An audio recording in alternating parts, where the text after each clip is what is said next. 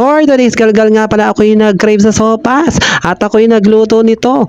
At kung ano-ano nga palang sangkap ang ginamit ko dito para makapagluto lang ako dahil ako'y walang budget. Ngunit nang tinikman niya at ang sabi, masarap. so tara!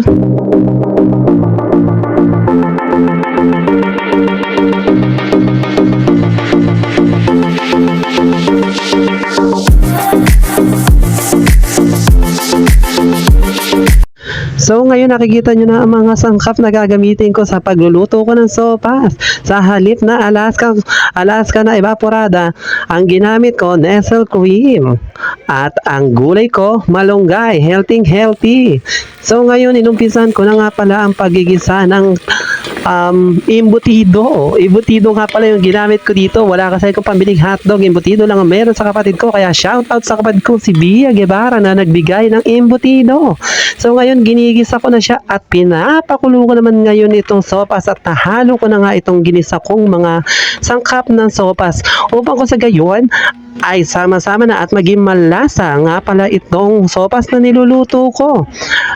At pagkayari, hinaluan ko na ng Knorr sinigang. Knorr 4 cubes nga pala yun at nilagay ko na rin po ang malunggay. Ayan, hinahalo-halo ko na siya ngayon hanggang sa matlusaw na ang malunggay. Charot!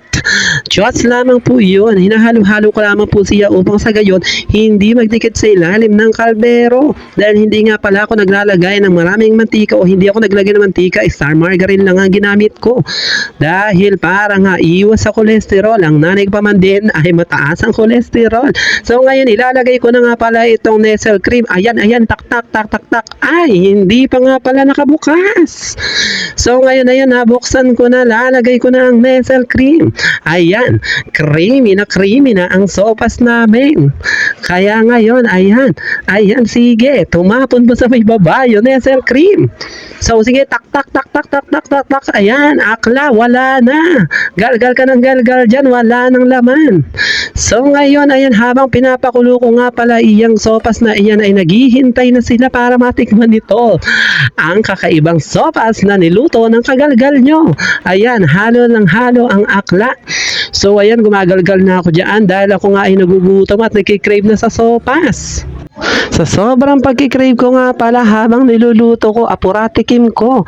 Ayan, sige, salok pa. Ayan, titikman ko pa. Ayan nga, at ang sinabi niya nga ay Masarap. o diba? O iisa pa yan, masarap nga daw, iisa pa. Sige, at ang sasabihin niya sa mainit na sandok ay ayan, napapikit pa nga pala ako dyan. Masarap talaga. At natapos ko na nga palang lutuin to pagkayari kong pinakulo na napakatagal. Ayan, meron na nga palang kamag-anak ni Sharon dito. Shout out sa iyo, Bia. Ayan, sinasharon na niya ang niluluto ko or yung niluto kong sopas. Huling-huli sa camera. Ayan, sige, pero okay na. Sige, kumuha ka. Sa sobrang stress ko sa pagluluto at sobrang init, ayan, napapost pa ang akla. Bye-bye, hanggang dito na lang.